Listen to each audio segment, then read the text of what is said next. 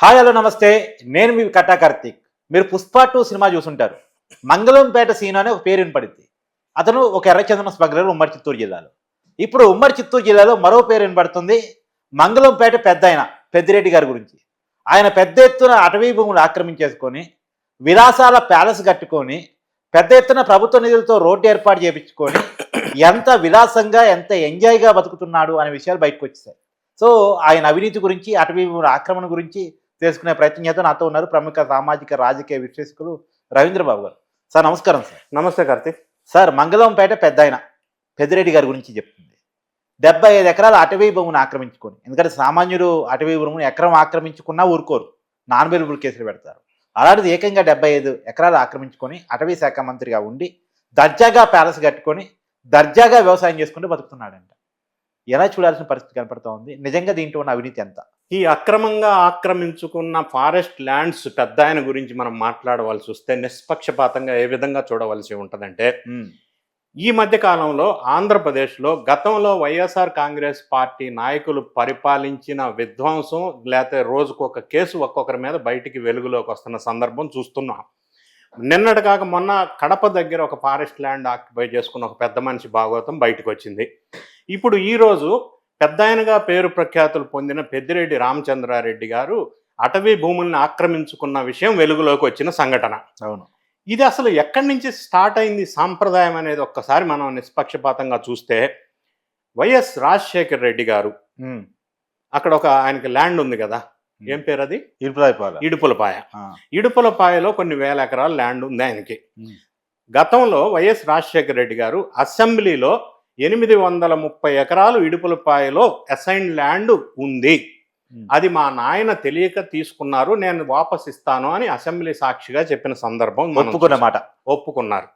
So అక్కడి నుంచి పరంపర లెగసీ కాంగ్రెస్ వైఎస్ రాజశేఖర రెడ్డి దగ్గర నుంచి ఇప్పుడు వైఎస్ఆర్ కాంగ్రెస్ పార్టీ నేతల వరకు దాన్ని ఆదర్శంగా తీసుకొని ఒక ఇన్స్పిరేషన్గా తీసుకొని అందరూ అటవీ భూములు, రెవెన్యూ భూములు, అసైన్డ్ భూములు, డికేటీ ల్యాండ్స్ కబ్జాలు పెట్టి భూభాగోతాలు రోజుకొకటి వెలుగులోకి వస్తున్న సందర్భం. ఈ విషయం అక్కడి నుంచి స్టార్ట్ అయి వస్తున్న సందర్భంలో పెద్దిరెడ్డి రామచంద్రారెడ్డి గతంలో అటవీ శాఖ మంత్రిగా పనిచేసిన సందర్భం వైఎస్ఆర్ కాంగ్రెస్ పార్టీలో. ఆయన అక్రమాలు అన్ని ఇన్ని కాదు, అవన్నీ వెలుగులోకి ఆయన నియోజకవర్గంలోనే 3000 ఎకరాలు రెవెన్యూ భూములు, గవర్నమెంట్ ల్యాండ్స్, అసైన్ ల్యాండ్స్ కబ్జా పెట్టి 22A లిస్టులో నుంచి తీసేసి ఆయన పేరుతో రాపించుకున్నారని చెప్పి సబ్ కలెక్టర్ గారి ఆఫీసు ఫైల్స్ దహనం కేసు ఒకటి చూసాం. అవును. దానికి స్పెషల్ ఇన్వెస్టిగేషన్ టీం వేశారు, మదనపల్లి ఫైల్స్. అది మనం చూస్తున్నాం, ఇన్వెస్టిగేషన్ జరుగుతుంది. ఆయన అక్రమాలకి పరాకాష్ట గతంలో నారా చంద్రబాబు నాయుడు గారు అక్కడికి వెళ్తే అంగళ్ళు దగ్గర విధ్వంసం సృష్టించిన సందర్భం మనం చూసాం. ఇవన్నీ బయట తీయకుండా ఉండటం కోసమని చేశారు.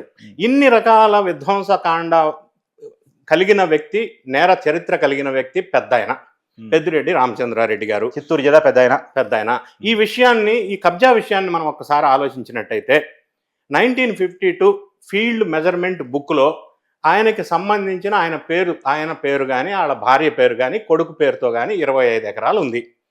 ఇక్కడ ఆయన ఏం మ్యాజిక్ చేశాడో జిమ్మిక్ చేశాడో తెలవదు, కానీ అదేదో ఆ రహస్యం మిగతా వాళ్ళకు కూడా చెప్తే భూమి మరి ఎట్లా పెరిగిందనే విషయం అందరికి కూడా ఆశ్చర్యపోయి అందరూ కూడా అదే ఫార్ములా అవలంబిస్తారని తెలియదు. 25 ఎకరాలు ఉండవలసిన భూమి 2021లో 45 ఎకరాలకి చేరింది ఆన్ రికార్డ్ వాళ్ళ కుటుంబ సభ్యుల పేరుతో. ఆ తర్వాత సబ్సిక్వెంట్గా 2022లో 75 ఎకరాలు అయింది ఆయన ల్యాండ్. అంతకుముందు ఎంత?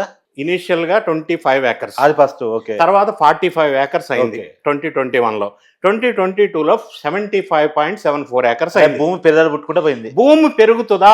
పైసలు పెరుగుతాయి, సంపాదన పెరిగితే, కానీ భూమి అనేది ఎట్లా పెరుగుతూ పోతుందా అనేది ఎవరికి అర్థం కాని సీక్రెట్. ఆ సీక్రెట్ ఆయన రివీల్ చేస్తే అందరికి ఉపయోగపడుతుందా మనకు తెలియదు. ఈ విషయాన్ని పరిశీలించినప్పుడు మీరు చెప్పారు కదా, ఇప్పుడు మంగళంపేట అనే రెవెన్యూ విలేజ్లో 75.74 ఎకరాలు అటవీ ప్రాంతాన్ని ఆక్రమించుకొని ఒక భారీ గెస్ట్ హౌస్ కట్టుకున్న సందర్భం ఈ ఫోటోల్లో వీడియోస్ అన్నీ వచ్చేసినాయి. అందులో దానికి తోడుగా 300కి సంబంధించిన గేదెలు కానీ ఆవులు కానీ పెంపకానికి పెద్ద షెడ్లు, దానికి గేట్లు, రోడ్డు కట్టంగా. గేట్ మామూలు గేట్ కాదు, పెద్ద సెక్యూరిటీ వ్యవస్థ. 2-3 గేట్లు దాటితే కానీ లోపలికి ఎంట్రీ ఉండదు. దాని మొత్తానికి ఫెన్సింగ్, ఇవన్నీ వేసుకొని కబ్జా చేసుకున్న సందర్భం వెలుగులోకి వచ్చింది. రోడ్డు కట్టంగా పెంచింగ్ అయిపోయింది సార్. రోడ్డు ఇంకా కట్టంగా వస్తున్నా. ఇది మంగళంపేట విలేజ్ నుంచి 6.5 కిలోమీటర్స్ డిస్టెన్స్ ఉంటుంది. ఈ 6.5 కిలోమీటర్స్ గవర్నమెంట్ ఫండ్స్ తోటి రోడ్లు వేయించుకున్న సందర్భం కూడా ఇప్పుడు వెలుగులోకి వచ్చింది. జనానికి ఒక రోడ్డు వేయలేదు కానీ వాళ్ళు మాత్రం రోడ్డు. ఆంధ్రప్రదేశ్ రోడ్లు విషయంలో తెలంగాణకి చెందిన ఒక మంత్రి కామెంట్ ఇప్పటికి కూడా వైరల్ అవుతా ఉంది. రోడ్డు స్మూత్ గా ఉంటే తెలంగాణ, గుంతల రోడ్డు వస్తే ఆంధ్రప్రదేశ్ అని. ఆ రోడ్లు డెవలప్ చేయాల్సింది విస్మరించి ఈయనకు కావాల్సిన ఫామ్ హౌస్ కి 6.5 కిలోమీటర్స్ డాంబర్ రోడ్ గవర్నమెంట్ నిధులతో ఫారెస్ట్ లోకి వేయించుకున్న సందర్భం వెలుగులోకి వచ్చింది. గవర్నమెంట్ ఆంధ్రప్రదేశ్ ఫారెస్ట్ యాక్ట్ కానీ, రిజర్వ్ ఫారెస్ట్ యాక్ట్ కానీ, వైల్డ్ లైఫ్ శానిటరీ యాక్ట్ కానీ అన్ని రకాల చట్టాలని తుంగలోకి తొక్కి ఇన్ని రకాల ఎకరాలు అడవి ప్రాంతాన్ని కబ్జా చేయటం అనేది, అది కూడా రికార్డ్స్ ప్రకారం ఆయన పేరుతో అడంగల్లో 1Bలో మ్యుటేషన్ కూడా చేపించుకున్న సందర్భం వెలుగులోకి వచ్చింది.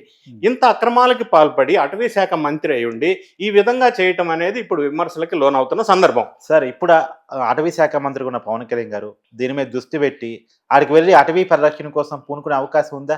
ఇక్కడ 2 అంశాలు. వీళ్ళు తెలుసో తెలియకో, అదృష్టమో దురదృష్టమో, ఈ అటవీ ప్రాంతానికి సంబంధించిన భూములు, అది సరస్వతి సిమెంట్స్కి సంబంధించిన 25 ఎకరాలు గవర్నమెంట్ ల్యాండ్ని ఎట్లయితే లోపల ఉందో వెలుగులోకి తీసుకొచ్చారో పవన్ కళ్యాణ్, ఇది కూడా ఆయన మంత్రిత్వ శాఖ పరిధిలోకి ఉన్న అంశం.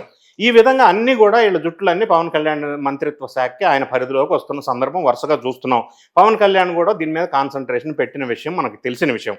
అయితే ఈ భూమి కబ్జాను మనం ఒక్కసారి పరిశీలించినట్టయితే ఫీల్డ్ మెజర్మెంట్ బుక్లో 25 ఏకర్స్ కాస్త పెరిగి ఇప్పుడు 75 ఏకర్స్ అయింది. ఈ విషయం తెలుసుకోవడం కోసం నేను 1B అడంగల్ ఓపెన్ చేసి చూసి పరిశీలిద్దామని చూసినప్పుడు తెలియవచ్చిన అంశం ఏంటంటే, ఖాతా నంబర్ 738లో 15 ఏకర్స్ ఆయన పేరుతో రిజిస్టర్ అయింది. అటవీ ప్రాంతం. అదే పెద్దిరెడ్డి గారి పేరు, పెద్దిరెడ్డి రామచంద్రారెడ్డి గారి పేరు మీద 15 ఎకరాలు ఆన్ రికార్డ్ నేను చెప్తున్నా. 1B అడంగల్ చూసి చెప్తున్నా. అట్లానే 577 ఖాతాలో 20.80 ఏకర్స్ ఆయన పేరుతో రిజిస్టర్డ్ డాక్యుమెంట్ సృష్టించారు. 578 ఖాతా నంబర్ కింద 18.94 ఏకర్స్ ఆయన పేరుతో రికార్డు సృష్టించారు. ఖాతా నంబర్ 575లో 21 ఏకర్స్ ఆయన పేరుతో రిజిస్టర్ డాక్యుమెంట్ సృష్టించారు. టోటల్గా చూసినప్పుడు 75.74 ఏకర్స్ అటవీ ప్రాంతానికి చెందిన ల్యాండ్ ఆయన పేరుతో రిజిస్టర్డ్ డాక్యుమెంట్స్ అడంగల్లో రెడీగా పెట్టుకున్నారు. ఓకే, ఇది ఆన్ రికార్డ్. టోటల్గా ల్యాండ్ సీలింగ్ యాక్ట్ ప్రకారం ఒక భార్య భర్త 2 పిల్లలుంటే 54 ఎకరాల వరకు ఉండొచ్చు. అయితే ఈయన పరిధిలో గతంలో ఆయన నియోజకవర్గంలోనే 3000 ఎకరాలు కబ్జా పెట్టుకున్నారన్న ఒకటి వెలుగులోకి వచ్చింది. అది కూడా ఇప్పుడు ఇన్వెస్టిగేషన్ చేస్తూ ఉన్నారు. ఈ విధంగా చూసినప్పుడు ఇంత పెద్ద ల్యాండ్ ఈయన కుంభకోణానికి పాల్పడింది 2015 నుంచి 2022 పీరియడ్లో ఈయన పాల్పడ్డాడు అనేది వెలుగులోకి వచ్చింది. ఇప్పుడు ఫారెస్ట్ ల్యాండ్ యాక్ట్ ప్రకారంగా ఏదైనా వైల్డ్ లైఫ్కి సంబంధించిన జంతువులకి పరిరక్షణ కోసం ఆ ఏరియాలో ఫెన్సింగ్ వేయడానికి వీల్లేదు. గవర్నమెంట్ కూడా ఫారెస్ట్ ల్యాండ్ తీసుకొని ప్రజా ప్రయోజనాల అర్థం రోడ్ వేయాలన్నా, ఒక ఇండస్ట్రీ పెట్టాలన్నా, ఇంకేదన్నా పబ్లిక్ యూటిలిటీ యాక్టివిటీ చేయాలన్నా కూడా ఫారెస్ట్ డిపార్ట్మెంట్ పర్మిషన్ ఇవ్వదు. సెంట్రల్ గవర్నమెంట్ నుంచి రావాలా, పర్యావరణ శాఖ నుంచి రావాలి. అది చాలా లెంతీ ప్రాసెస్. ఎందుకంటే ఫారెస్ట్ యాక్ట్ అంత పకడ్బందీగా ఉంటుంది. రెండోది, చట్టం ప్రకారం ఏంటంటే ఫారెస్ట్ డిపార్ట్మెంట్లో పనిచేసే డిఎఫ్ఓ కూడా ఇటువంటి ఆక్రమణకు పాల్పడిన వాళ్ళని అరెస్ట్ చేసే అధికారం కూడా వాళ్ళకు ఉంది. మరి ఇటువంటి పరిస్థితుల్లో ఆయన అంత పెద్ద ఫినిషింగ్ వేసి, లైటింగ్ పెట్టి, ఎలక్ట్రిసిటీ తీసుకొని, రోడ్ వేసుకొని, అంత పెద్ద గెస్ట్ హౌస్ కట్టి, ఫామ్ హౌస్ కట్టి, అందులో ఎటువంటి అసాంఘిక కార్యక్రమాలు చేస్తున్నారో మనకు తెలియదు. కానీ ఏదో రకరకాల ప్రచారాలు ఉన్నాయి సార్. దుప్పిని తింటాడు, అక్కడ విందులు ఇస్తాడు, వినోదాలు ఇస్తాడు, అందుకే డాన్సులు జరుగుతాయి లోపల. ఇవన్నీ కూడా చట్టాలు, అన్ని చట్టాలని ఒక్కసారిగా ఇన్ని రకాల చట్టాలని తుంగలో తొక్కిన విషయం. అందుకే నేను అన్న ఫామ్ హౌస్లో ఎన్ని అసాంఘిక కార్యక్రమాలు జరుగుతాయి అనేది. ఈ ల్యాండ్ మొత్తం కూడా రికార్డ్స్లో మార్చుకొని వాళ్ళ భార్య పేరు మీద, ఆయన పేరు మీద, కొడుకు పేరు మీద మార్చుకున్న సందర్భం మనం రికార్డ్స్ ప్రకారం బయటకు వచ్చిన సంఘటన. సో ఇప్పుడు మనం చేయాల్సింది, గవర్నమెంట్ ఏం చేయాలంటే అసలు ఫారెస్ట్ ల్యాండ్ ఎంత ఉంది సర్వే చేయాలా, ఎంత ఉండాలి అనేది సర్వే చేయాలా. అప్పుడు దాన్ని బట్టి అందులో నుంచి ఈయన ఎంత కబ్జా పెట్టాడు అనేది వెలుగులోకి వచ్చే అవకాశం ఉంది. దాని ప్రకారంగా ఫారెస్ట్ ల్యాండ్ ఏదైనా అతిక్రమిస్తే యాక్ట్ కఠినమైన శిక్షలు ఉంటాయి అనేది మనకు తెలిసిన విషయం. ఎందుకంటే అది చిన్న చిన్న నార్మల్ పనిష్మెంట్స్ ఉండవు. కాబట్టి దీన్ని ఈ విధంగా పవన్ కళ్యాణ్ నేతృత్వంలో మంత్రివర్గ శాఖ అధిపతి ఆయన కాబట్టి ఇది ఇన్వెస్టిగేషన్ జరిగి ఆల్రెడీ ఒక కమిటీని ఫామ్ చేశారు. Chittoor district collector, SP, forest అధికారితో పాటు ఒక కమిటీని వేశారు. ఈ కమిటీ ఈ రోజు నుంచి ఆ ఇన్వెస్టిగేషన్ స్టార్ట్ చేస్తుంది. ఇన్వెస్టిగేషన్లో ఈ నిజాలన్నీ బయటకు వస్తున్నాయి. కాకపోతే ఇది ఇట్లా ఉన్న సందర్భంలో నిన్న ఈ పెద్దిరెడ్డి రామచంద్రారెడ్డి ఒక ప్రెస్ మీట్ పెట్టి మా దగ్గర పనిచేసే పని వాళ్ళ కోసం గెస్ట్ హౌస్ కట్టించాను అన్నాడు. మరి ఇది ఎంతవరకు కరెక్ట్? పనుల కోసం గెస్ట్ హౌస్ కట్టిస్తారా?